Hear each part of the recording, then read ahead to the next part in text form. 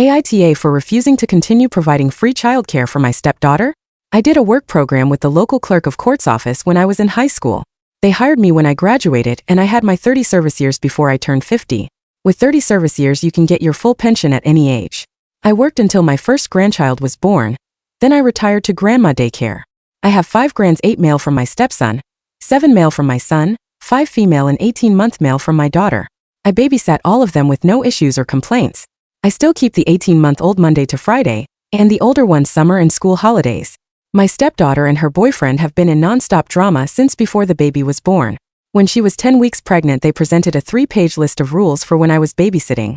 They said if I didn't sign it they wouldn't allow me to babysit.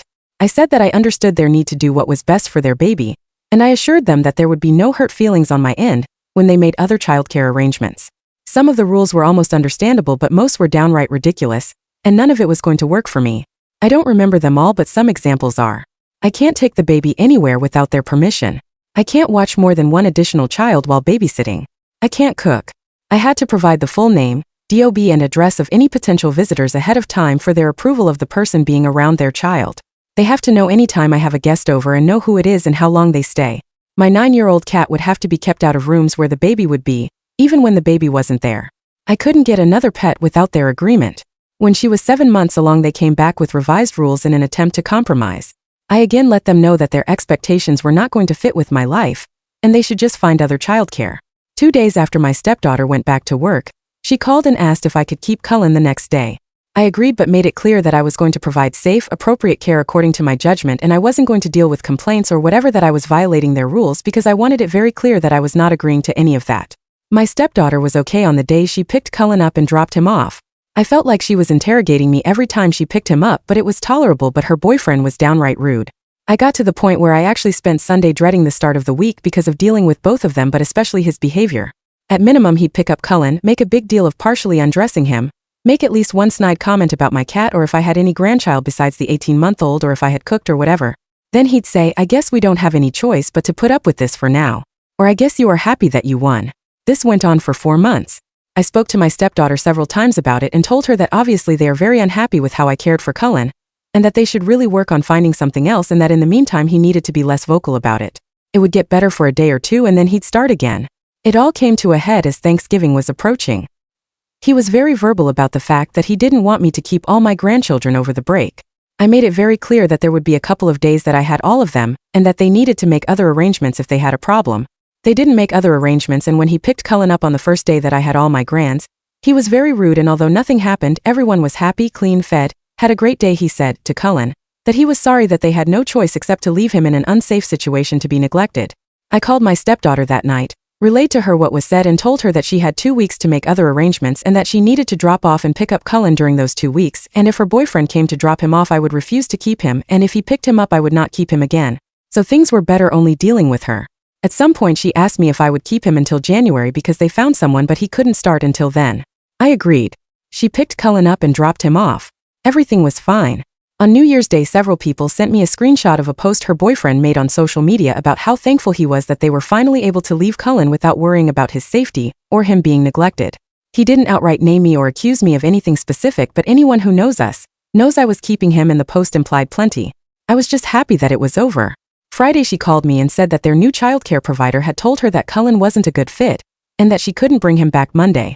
She asked if I would start keeping him again. I told her that I was sorry for their situation, but I really don't feel comfortable keeping him. My husband and stepson both think I should watch Cullen under the agreement that Amanda drop him off and pick him up because they think her boyfriend is the big problem, and that I should just do it for Cullen's sake. My stepson also commented that I'd probably be more willing to let it go if it had been a conflict with my daughter's husband. My pension is about $4,000 per month plus continuation of my health insurance. That's about 40% of our take-home income if that matters. AITA for refusing to start watching Cullen again? Relevant comments. Baby daddy has a real problem. That's very controlling behavior there. He also may have a distorted view of you if your stepdaughter has complained about her evil stepmother before the baby. Until she needed you, that is. Comment. Giving 20-1 it's the father who isn't a good fit for the new childcare. Bet he went on a dictatorial bender once he was paying and thought that meant he could demand anything he wanted. Comment. NTA no, you shouldn't put yourself through this for Cullen's sake. Cullen will get cared for regardless. There's no need for you to set yourself on fire because your stepdaughter and her BF can't behave like normal human beings. Your husband and stepson are welcome to offer free childcare and put up with this treatment if it's important to them. But you've done your time. Learn from that experience and don't let yourself be put in the same situation again. Date 1 day later. First, let me just address the common suggestion that Amanda's boyfriend is purposely sabotaging their childcare to trap her at home. They make roughly the same amount of money and definitely can't afford to lose half their income. I seriously doubt he wants her to stay home. Second, I would never tell my stepson to find someone else to watch his child because of a simple difference of opinion. My grandson and I have a very close bond. He's the oldest and it would break my heart and his if he didn't come spend his holidays and summers with me. Plus he's a huge help with the little ones when I have them all and things get hectic.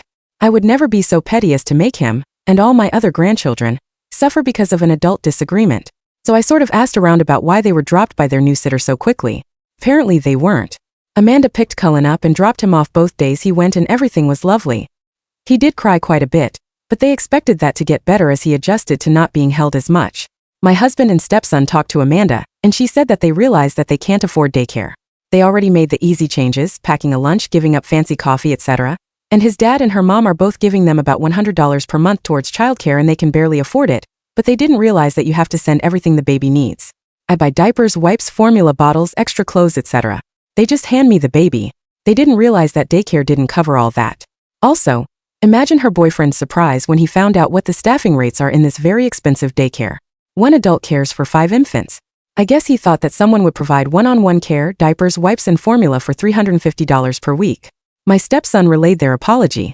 They felt overwhelmed by an infant and couldn't imagine that someone else could manage that plus other things. Cullen is going back to daycare tomorrow. Cullen's dad is selling his dirt bike and Amanda is selling some designer clothes, handbags, and shoes to cover the cost. It'll get easier for them in 6 months when he transfers to the 1-year-old class, which is a little cheaper. Relevant comments. I love how Amanda's boyfriend was shocked to find out that daycare isn't a magical babysitting fairyland. Newsflash. Diapers don't grow on trees, buddy. Comment. Wonder if he is ever going to apologize for being an absolute idiot. What a moron. Comment. No, he'll likely get Amanda pregnant again inside a year because he literally cannot connect cause and effect and neither can Amanda. Comment. Amanda and her boyfriend needed to realize that parenting comes with sacrifices. Comment. Gee, things cost money and babies are a lot of work. Boyfriend is a flaming idiot who killed the golden goose. He has no idea the favor you were doing them and he is a shitty person. My bestie owned a daycare pre-COVID and our kids went to her. Even with the friend discount it was $375 a week because we had 3 kids there, 2 full-time and 1 before and after school. She is an angel for discounting it so much.